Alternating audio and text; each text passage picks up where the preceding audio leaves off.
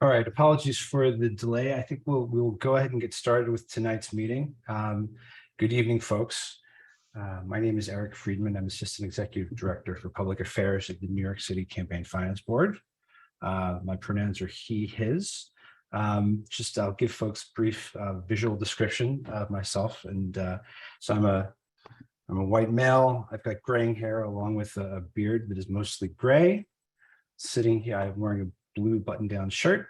I'm sitting in a room that's mostly dark behind me. There are a few pictures on the wall.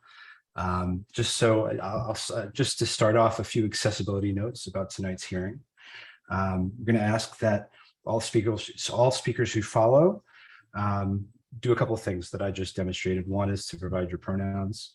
The next is to provide a brief visual description for folks who have visual impairments to be able to participate and kind of take part in the hearing tonight. For folks who would like translations, we have, I hope you can see on your screen, live ASL interpretation. Closed captioning is available, as well as interpretation into Spanish. And those, both the closed captioning and Spanish interpretation, can be accessed by buttons on the middle of your, on the bottom, excuse me, of your Zoom window below. So I'll just get out of the way briefly. I'll get out of the way in a minute, but just to set things up. Tonight's hearing is the second of two public hearings that the Voter Assistance Advisory Committee holds each year.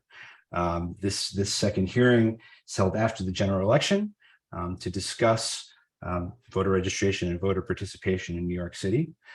We have members of the public signed up to testify tonight to tell us in committee about their voting experience in this past election. We will be collecting that information.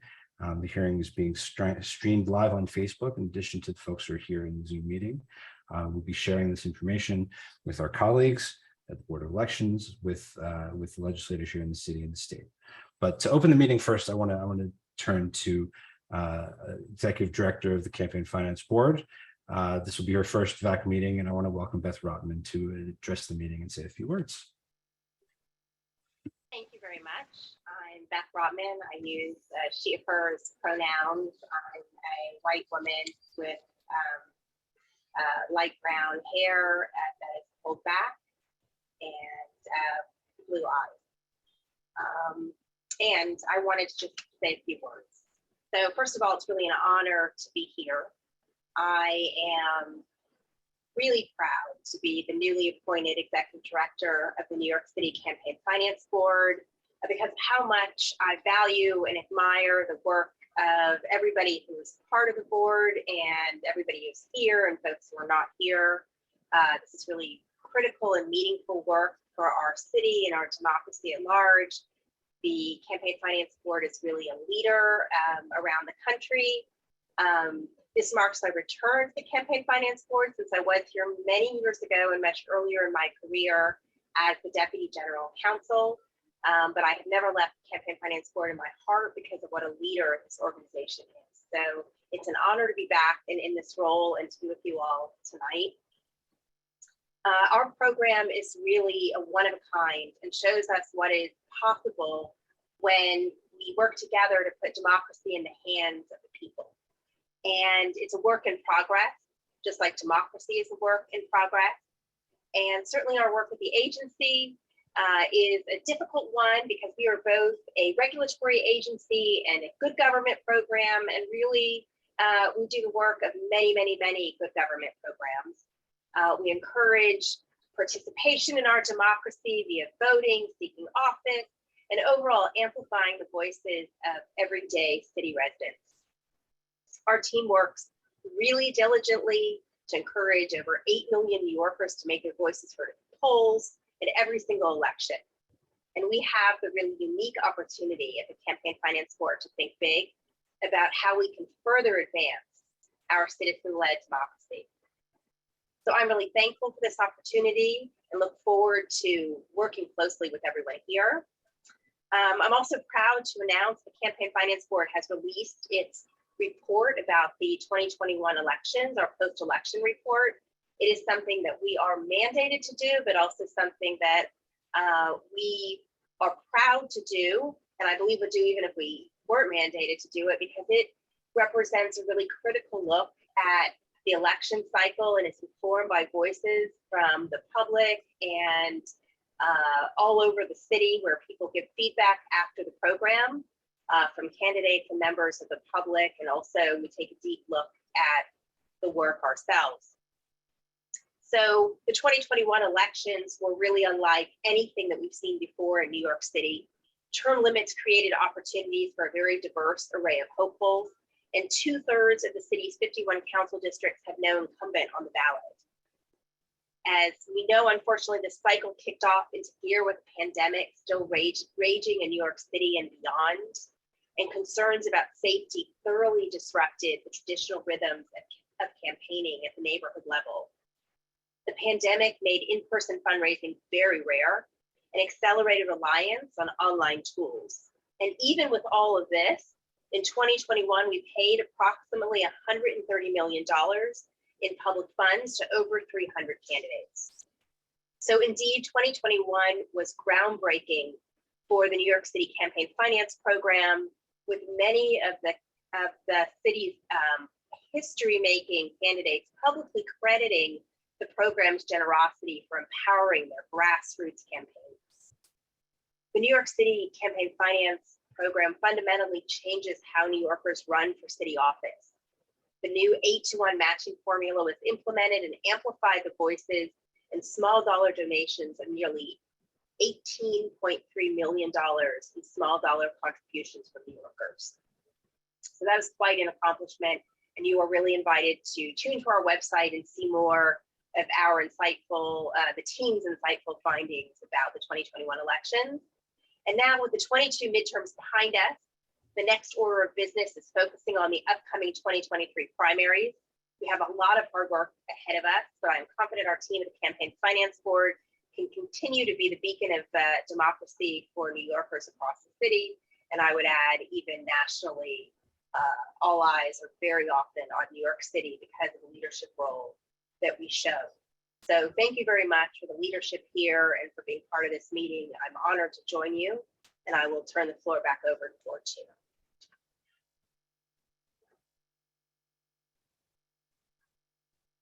So Chair Zorlo Torres, do you want to step in and take over? Sure. Just a couple of comments. I want just to forewarn everybody, it's been a long day, and I want to apologize beforehand for any imprecisions I might commit tonight. So I want to first of all begin by welcoming Beth Rotman as a new executive director. She comes to us as a national leader in campaign finances, and we welcome her. Welcome, Beth. And very quickly want to move on because I think that the testimonies and the comments that we hear are very important. So I want to move very quickly through my comments. The 2022 midterms, I must say that in New York City saw the largest voter turnout in the state. There was also an increase in the number of voters who flipped their ballots to vote on the ballot proposals, which was greater in number than in the last proposals that were submitted to the voters recently. There was a lot of press inquiries about language access at the polls, which I'm pretty sure we're probably going to hear more tonight about.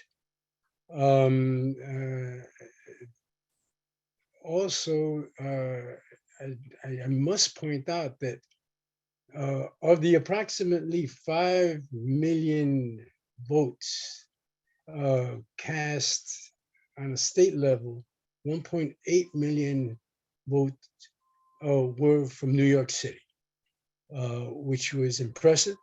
And I'm sure that the Campaign Finance Board contributed to that pullout significantly. So it's something that we can all take pride in. Another point that I think that we can take pride in is in the New York City Youth Poet Laureate. I want to congratulate student organizers Stephanie Pacheco, who was this year's Youth Poet Laureate. Congratulations, Stephanie. I also would like to thank our youth engagement coordinator, Olivia Brady, I'm sorry, and our partners at the Urban Word in New York City for ensuring our youth get their voices heard. And very quickly turning to today's hearings, which are centered around the voter experiences regarding the redistricting, the accessibility in the 2022 midterms,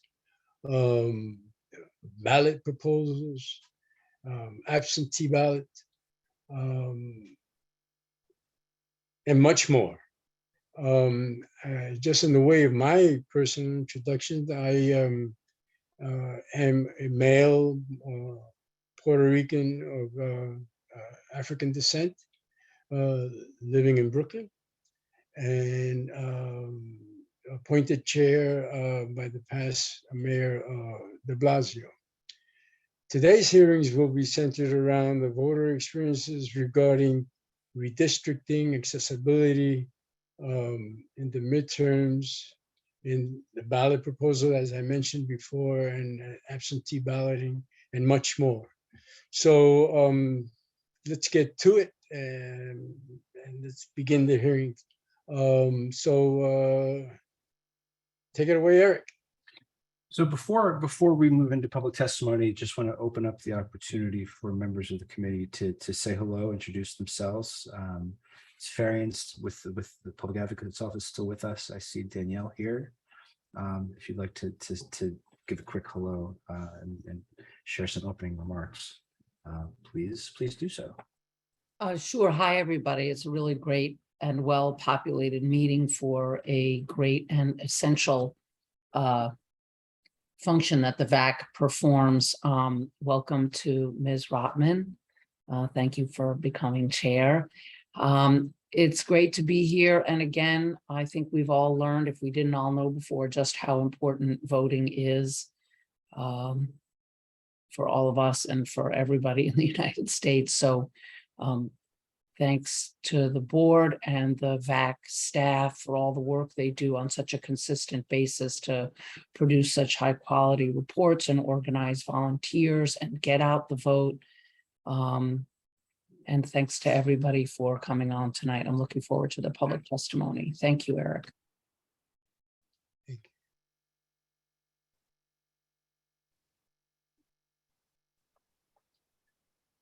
you. I see Pharein from Griffith from the Public Advocate's Office. If you're still with us, do you want to say a quick hello? Good evening, everyone. Pharein Griffith, representing the Office of the New York City Public Advocate, Jamani D. Williams. I want to welcome Ms. Rotman as into her new role. I know this is not a new thing for her, and we welcome you with your wealth of experience. And I look forward to today's testimonies. And thank you. Thank you for being with us for tonight's hearing. So with that, just really briefly, I'm not going to talk for too long because we want to move into that public testimony, as Phyllis said. Zoilo has already mentioned the robust voter turnout in this year's midterm elections and the important role that New York City plays in driving the overall state turnout. With those official results of the general election just being certified, not even a couple of weeks ago in early December, our team at CFB has already started to dive into the analysis. We will be looking closely at those neighborhoods across New York City in every borough but particularly in those neighborhoods that we've prioritized as part of our effort to meet that unique equity-focused mandate in the city charter that we have to increase participation in those among those communities that are underrepresented among voters in New York City. And that work, that in-depth analysis, will be prepared and published in April of 2023 as part of our annual voter analysis report. So, Beth mentioned earlier our post-election report focused on the campaign finance program. We had the opportunity to talk about that at the City Council yesterday, and we will be looking ahead again to the spring. We'll be publishing that annual voter analysis report, which will have much more information on this past year's elections. But for tonight, we're going to be focused on hearing directly from voters, from folks who joined us here for tonight's hearing. And I want to move without any further ado into that part of the hearing. But first, a few just logistical notes about how this is going to work. We're going to hear from those first who've RSVP'd to testify. If you did not RSVP, but would like to provide testimony tonight, please use the raise hand function in Zoom or put a comment in the chat box and we will add you to the list of testifiers. We have staff here in the meeting. We'll take note of your name and add you to the speakers list. Again, we're also streaming this event live on the NYC Votes Facebook page. And if you are joining us on Facebook and would like to join us in the hearing, please post a message there and we'll make sure that you get the instructions to join us here to speak. We're going to be announcing the speakers 3 at a time. So once it is your turn to speak, our staff will promote you to be a panelist in the webinar. The Zoom platform is going to ask you to accept that request. And once you've done so, you will be able to unmute and provide your testimony, turn on your camera. Again, we're asking all speakers to start off by stating their name, their pronouns, and any affiliations, organizational affiliations that you have, if you have any. If you were a candidate, if you were part of a campaign, please let us know which one. So each member of the public, as you join us, will be given 2 minutes to speak. Your time will begin after you've introduced yourself and provided that visual description that folks have kind of shared with us as they've been starting. And the staff member will notify you when your 2 minutes are up. Once again, we are providing ASL interpretation for tonight's hearing. You're going to see the interpreters alongside the speakers. And before we get started, just a last reminder, please provide that audio description of yourself when you're speaking, as I did way back at the beginning of the hearing, and you heard from Beth and from Zoila as well. With that, I believe we're ready to get started. I'll look to Turquoise, who's going to be our timekeeper, so she can introduce herself and you can hear from her. Great. Thank you, Eric. Hi, everyone. My name is Turquoise Baker. I'm the intergovernmental analyst here at the CFB. I use she, her pronouns, Black woman, Black Afro, blue blazer. So I'll be enforcing the time limit pretty strictly, so everyone has an equal opportunity to speak, so nothing personal. As I said, or as Eric said, you'll have 2 minutes. I'll let you know when that time is up. And if you exceed about 10-15 seconds afterwards, I may have to mute you so we can move on to the next person. Again, nothing personal, but we're really trying to make sure that everyone has the same opportunity in this forum today. But Eric, I'll turn to you to introduce the first person. Thank you, Turquoise. And so again, I'm going to announce the first 3 speakers, and then we'll promote the first. The next 2, you'll just know you're on deck. So be prepared. So we're going to start with Lulu Friesdat, and after Lulu will be Jarret Mizrahi and Sophia Zambrano. Please, when you join us, don't feel free to correct me if I've mispronounced your names. But we'll start off with Lulu, and I see she's joined the panel. So please get started when you're ready. Hi, can you hear me? Yes. You can hear me? Yes, we can hear you. Thank you so much. My name's Lulu Friesdat. I am the co-founder and executive director of Smart Elections, and also the founder and executive director of our partner project, Smart Legislation. I am a white woman with long brown hair, and I'm wearing a lot of brown. I like brown.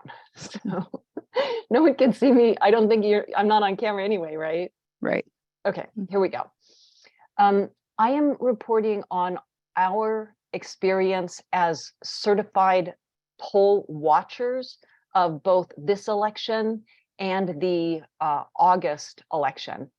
And this is the third sort of small pilot program for observation of the elections and the audit that our organizations have run. I want to say upfront that some things have gotten better. We were allowed to observe the processes that we are supposed to be allowed to observe on election day. We looked at the scanners and the electronic poll books with no problem, and were treated respectfully this time, which had not happened in the past. So that's an improvement. We're grateful for that. However, I do need to report that in the audit, there are significant problems. We were at the Brooklyn Board of Elections and also had representatives in Manhattan. The statutes are not being followed, and they were notified that the statutes were not followed. Their attorney was notified by our attorney that the statutes were not followed, and they basically chose to disregard that. Observers are being forced to observe the audit at a distance of approximately 14 to 15 feet behind a chain link fence with a large piece of equipment blowing right next to you. There is no way to see or hear anything that is being done at the audit. We had communication with the State Board of Elections that clearly indicated that this is not the intent of the law. The observers are supposed to be there next to the ballots, being able to see what's happening. So that is the first thing, is that the entire intent of the observation of the audit is not taking place. Additionally, there are statutory and regulatory violations taking place.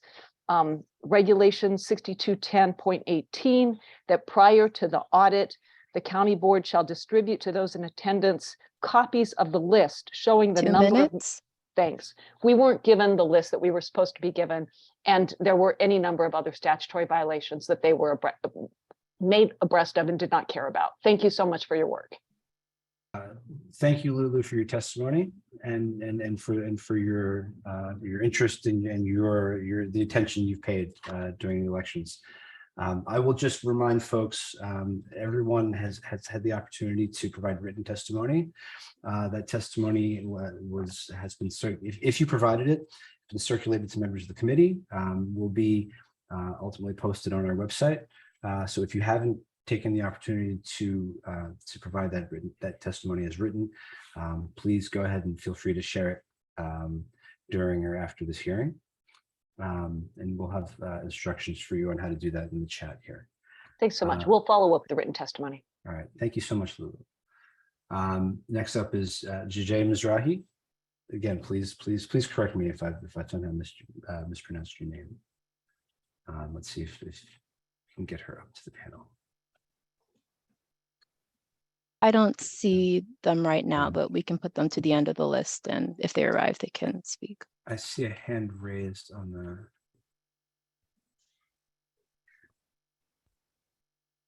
Okay, if you are here, just please let us know in the chat. But if not, we can move on to the next name, and we'll make sure to circle back to you, Jarret, if you were with us or join us late. So next up on our list, Sophia Zambrano.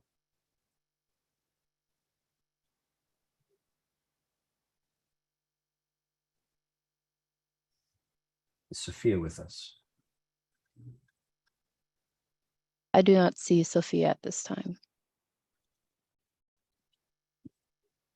Okay, let's keep an eye out for Sophia. And again, if Sophia, if you are here, just please pipe up, raise a hand, and let us know in the chat that you're with us. So our next three for folks who have signed up to testify, Jarret Berg, Bella Wang, Kathleen Collins. We'll go in that order and start with Jarret. I do see Jarret in the meeting, so let's get him on the panel and ready to testify. Hey folks, this is Jarret Berg. I am the co-founder and voting rights counsel at Vote Early New York. I am a male in my 30s with short dark brown hair and a purple button-down shirt. I have Caucasian skin with a Jewish tan, and my pronouns are he, him, and they. So first, a big thanks to VAAC and New York City Votes at the City Campaign Finance Board for facilitating and organizing this important hearing and taking the time each year. Hi,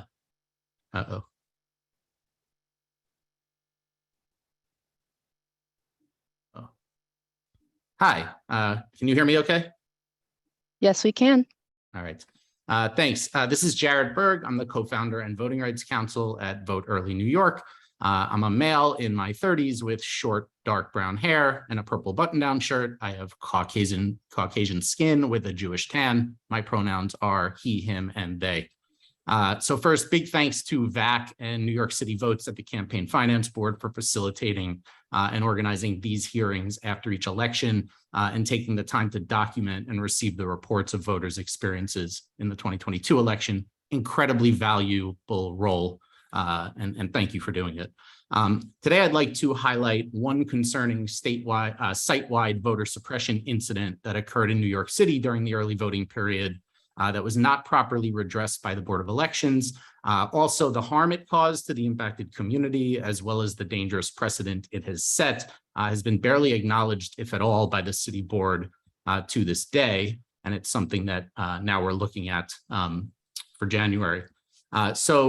According to Gothamist and other news reports, on the final Sunday of early voting for the 2022 general election on November 6th, a bomb threat forced a disruption and evacuation of the city board's early voting site at the Jackie Robinson Educational Complex in East Harlem. Of course, these sites are assigned, so that was the only site available to those voters for the early voting period, including that final Sunday. The NYPD was reportedly alerted to what they described as a bomb threat at 10:32 a.m. on Sunday, and then the school building was subsequently cleared out before an all clear was issued at 12:41 p.m. So reportedly, that poll site was down for 2 or more hours, but no action was taken in response to remedy the situation, despite timely public calls and direct outreach by our organization and others to the leadership of the city board, requesting them to do the right thing, to do the appropriate response, what we believe would have been not just the legal remedy, but the equitable remedy in this situation. For folks familiar with voter protection work, in this sort of circumstance, the remedy is clear and narrowly tailored. There should be an hours extender for the impacted site to account for the lost time. We were not asking for a minute more than the 8 hours, but not a moment less. And just to wrap up, no action was taken. We think this creates a perverse incentive for there to be future election disruptions, with the reward being that there is no action taken. And I just want to end by saying that the motivation of the perpetrator in a situation like this is completely irrelevant. For the victims of this harm, the only appropriate remedy is an hours extender. And we think that that should now be a new law we might have to look at. Thank you. Thank you, Jarret. Thank you for sharing those reports, and just again for your advocacy and for the work you do both during and in between our elections here in New York. So we'll move on down our list. The next up to share testimony is the Bella Wang.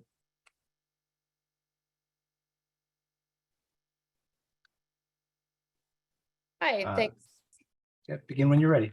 All right. Well, thank you to the committee, as always, for your commitment to hearing testimony from the public about our elections process in New York City.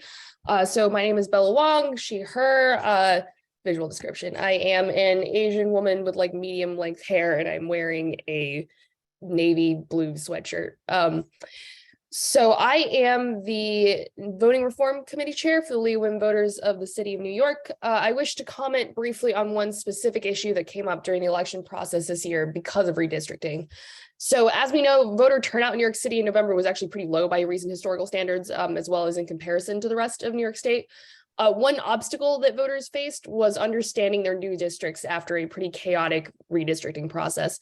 There were major last-minute changes that were made to voters' districts prior to the primary election this year, So between the Independent Redistricting Commission, the state legislature, and the special master, there were 4 separate maps the voters might have had to keep up with to understanding their changing districts. Yet voters really did not have good ways provided by the Board of Elections or the Campaign Finance Board to visualize this. So we know from long experience that people are more likely to turn out when they feel that they're in a competitive district with competitive elections. That's one of the biggest drivers of turnout. When voters are unable to visualize their new districts, they are unlikely to do a few things. They don't necessarily know the stakes for their neighborhood, and they're also unlikely to get to know the candidates of their new district. Now, a couple of examples I thought were pretty good. The newspaper, the city, and the CUNY Graduate Center both had websites that attempted to visualize these changes, which might be useful examples. I personally found the city's Have I Been Redistricted feature to be particularly useful. The CUNY map was more appropriate to power users and was reported by our members at the league to be somewhat difficult to use for less technologically savvy people. So overall, I think just that's an aspect of voter education that was probably a little bit underutilized this election year. Lastly, I would like to reiterate a couple of the issues we raised last year as they continue to be relevant to the experiences of both poll workers and voters. First, in order to improve the experience of voters at poll sites, we believe that poll workers should not be political appointees. The patronage system that is used to hire poll workers for early voting or election day work is detrimental to a positive experience for voters. Secondly, the 17-hour days required to be an election day poll worker discourage many qualified people from seeking these positions. So we continue to believe that poll workers should be hired for shifts varying 2 out minutes. To encourage more people to apply for these jobs, which is allowed by the election law. And also they should be paid hourly. Thank you so much. Thank you, Bella, for your testimony, lifting up some of those particular challenges that folks faced this year as a result of that every decade redistricting. Thank you for your testimony and your advocacy. We will continue moving down our list. Remember, for folks who are waiting to testify, when we promote you to be a panelist, you'll have the opportunity to turn on to come off mute, to turn on your camera and provide your testimony. So next up is we have Kathleen Collins. Kathleen, are you here?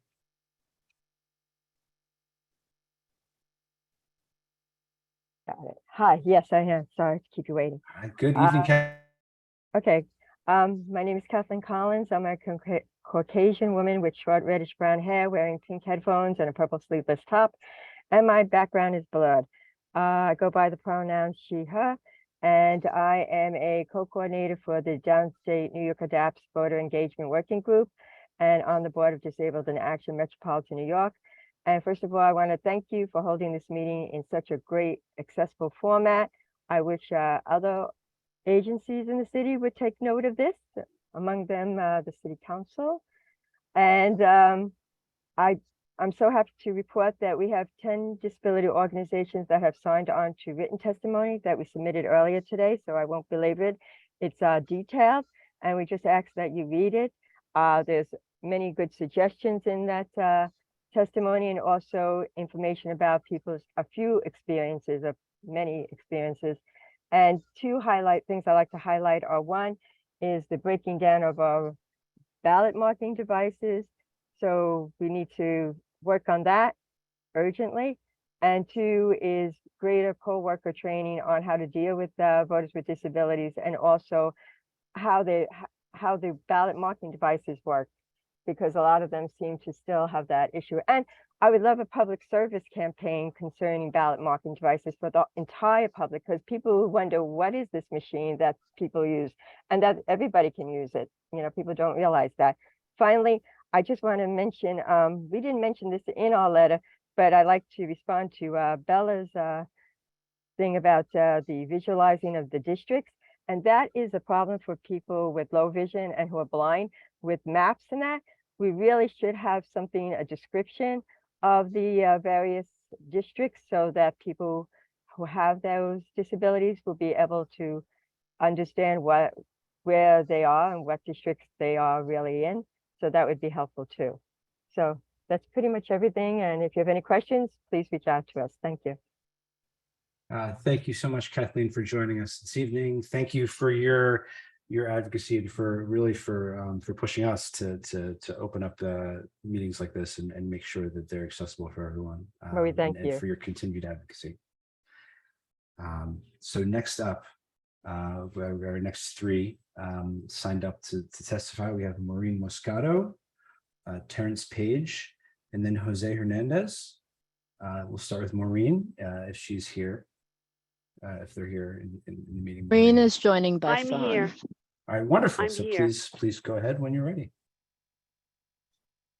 My name is Maureen Moscato, and I'm a white female with gray hair and blue eyes. And I'm a member of the American Council of the Blind of Greater New York. I went to my polling place, which was the Y on 5625 Arlington Avenue in the Bronx. And the first voting machine, BMD, that I approached, the headphones were not working, and therefore I couldn't use the machine. The second machine was broken. So I had to use a poll worker to help me vote. Therefore, I was denied access to an independent vote. But I was able to complete the vote. Thank you.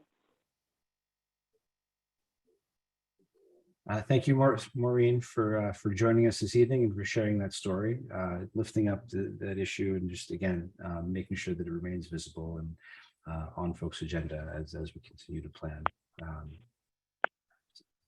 Thanks again. Terence Page up next. It's Terence with us. I see Terence here on the panel. If you'd like to come off mute and or turn on your camera, and you can start when you're ready, Terence. Hello. Hi, we hear you okay. Thank you. Good evening, everyone. My name is Terence Page. I'm the president of the Greater New York Council of the Blind. Maureen Moscato is one of our members. I am calling to compliment the use of the electronic absentee ballot. I think it's an amazing thing.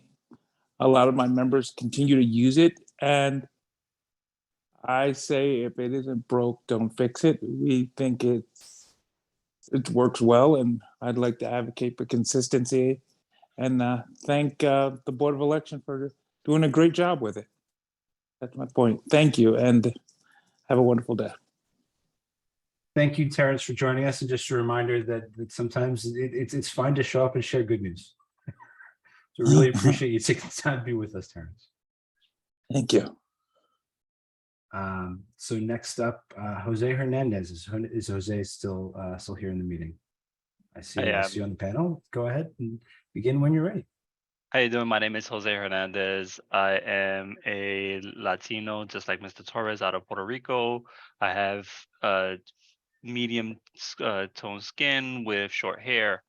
I am also a person with a disability, a mobility disability with limited movement in my hands. And I know Terence and Kathleen very well. My experience in voting this year is actually in the testimony that Kathleen provided for downstate New York adaptation. But I'm here and I'm gonna just reiterate what my experience was. I voted out of the Supreme Court House in the Bronx. Did early voting. I usually vote using the ballot marking machine because of my limited dexterity. Unfortunately, this year and like previous years, the machines are old and are not checked regularly to ensure that they are working properly. My first ballot went in, got jammed in the machine and was damaged. I got a second ballot. I went to the second machine that was at the polling site. It took my ballot, froze, and did not scan. That ballot was taken out by the staff there and put back into the first machine because it was reset. It got jammed again and damaged, so they gave me another ballot so that I did not have to do this again. I went there with my home care worker. I was already there for 45 minutes and decided just to have my home care worker under my direction fill out the ballot for me and I, with his help, handed it in. This is not the way the voting process is supposed to work. We're supposed to be given the opportunity to vote freely, accessibly, and independently. Because these ballot marking machines are so old and not checked regularly during the day or in the morning to ensure that they're working, individuals like myself are not being able to vote independently. Another concern was the ballot marking machines were kind of exposed to the staff at the polling site. They had their lunch tables positioned right behind the ballot marking machines. So I went on my lunch hour to vote early, and they were just sitting behind there watching me vote or watching me not vote because the machines weren't working. 2 minutes. So these are the things that need to be addressed to ensure that people with disabilities can vote freely and independently and privately. Thank you. Thank you, Jose, for joining us and taking the time to be here at our public hearing and sharing your story. And again, just making sure that we continue to draw attention to this important issue, making sure that folks kind of keeping an eye and making sure those ballot marking devices are kept up both in good working order and that folks are aware on how to use them. I want to look next to Michael Ring. If Michael is with us, please, I see you on the panel now. Begin when you're ready, Michael. I'm Michael Ring. I'm a board member of Disabled in Action of Greater New York and of the, I work with the downstate chapter of ADAPT, and I'm also a poll worker. I work early voting and all the regular voting days, and I'm also a voter with a disability. I have a mobility impairment, and I use the ballot marking device, and I'm the first one to vote at my school on election day, or maybe the fifth one, when the line goes away. And I get my ballot and I go to the ballot marking device and I see that it works. And this November, it didn't work, but that was okay because I was going to be there all day. And I went to my coordinator and she made a phone call and we got it fixed before a voter showed up. But during early voting, we don't know if the machine works or not until a voter shows up.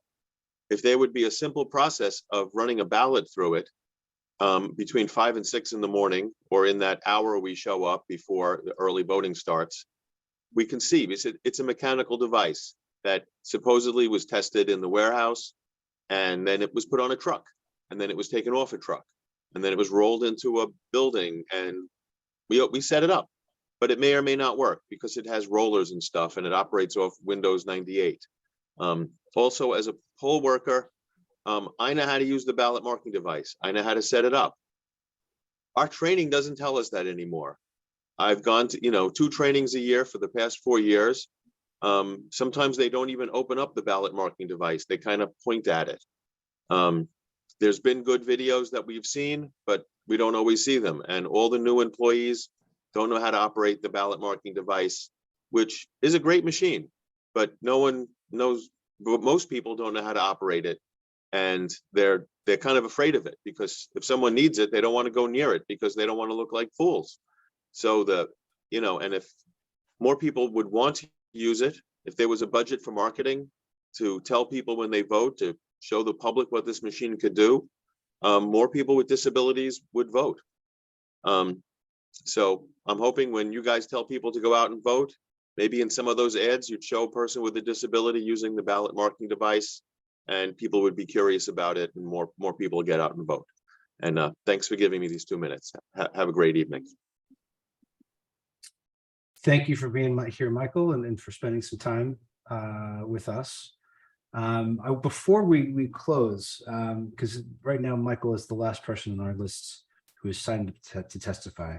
I know we had a couple of people who we skipped who maybe weren't with us at the start of the meeting, but I want to give Jaje Mizrahi or Sophia Zabrano, if you joined us, the opportunity to speak and share your testimony, or any other member of the public who's joined us tonight who would like to share some thoughts.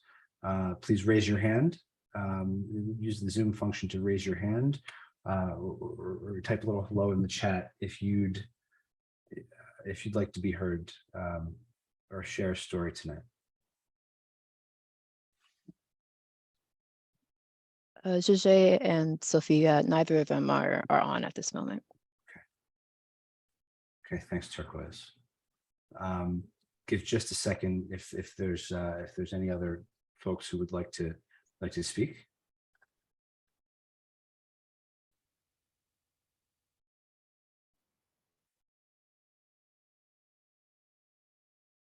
I see a couple of hands raised. I see Phyllis Waisman.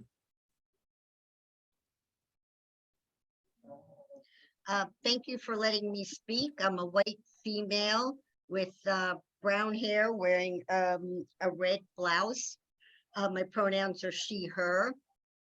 And I've been a poll worker for several years now. And at my poll site, I was the information person. And I must tell you that a lot of people were confused about their poll, which was the correct voting place for them to be. And I must have turned away about 50 people during the day because they were at the wrong poll site.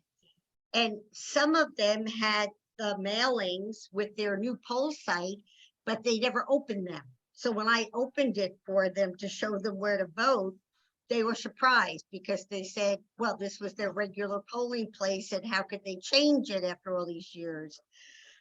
So I think we need to do a better job at communicating to voters that poll sites are changing and may change again next year, and somehow communicate to them how, or an easy way for them to find out where they're supposed to vote. Thank you.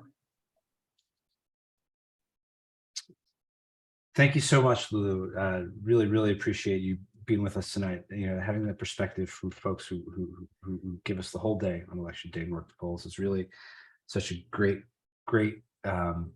perspective for us to hear on the committee and really to be shared out with the public. So thank you for taking the time to be with us tonight.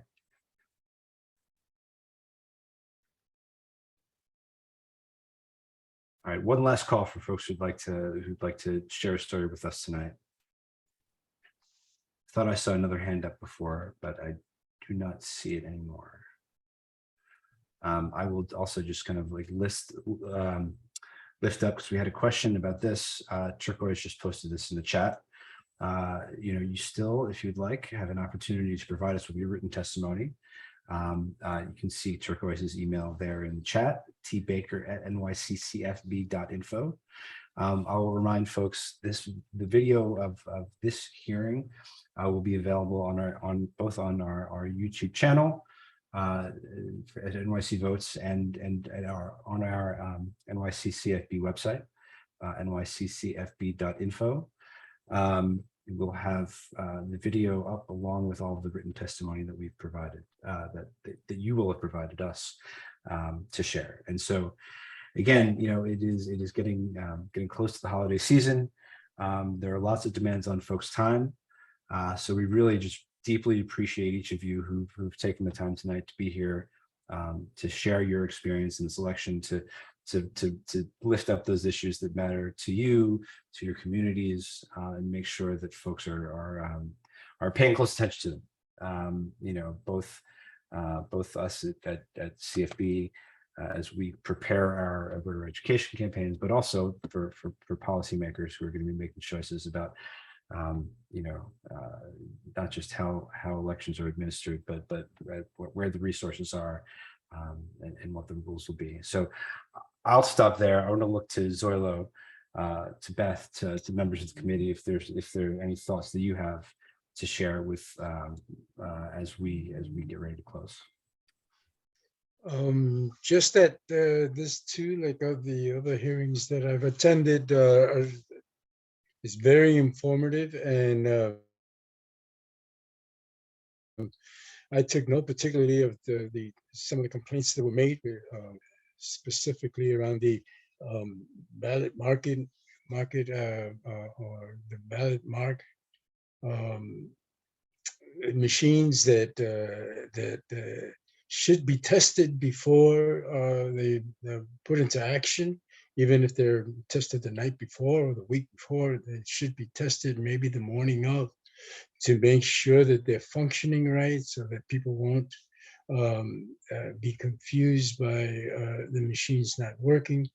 And I hope that these testimonies, particularly the ones that have been written, are summarized and circulated among the people who can actually make the changes or the improvements in the voting process. With that, I'd like to open it up to other members of the VAAC committee who would like to make some comments. Danielle, specifically, who was on. Danielle, you heard the testimonies, and what ideas did the testimonies bring to mind? Well, I mean, first of all, it's always great that the public and so many members of the public come to testify, because that's what this is all about. So thank you to everybody who spoke. And I think, we often hear from poll workers that they're just not getting the training that's necessary. And if they're experienced poll workers and they know what training they need, then to hear again that they're not getting it is a problem that needs to be addressed. And so really grateful for that. And I think that there is, however often people get mailers and telling them where to go and what to do, sometimes the information is not as clear as it could be. Sometimes, especially with all of the changes that one of the speakers mentioned, between the all of a sudden having to vote twice and the redistricting and all the confusion around that. And it's really been a very difficult year. And so I guess we're ever more grateful for the public's participation, but these are issues that need to be addressed. So thank you for the opportunity to comment. Thank you, Danielle. Eric, it's up to you. So Pharein, are you still here, or Beth? Do you any sort of closing thoughts before we wrap things up?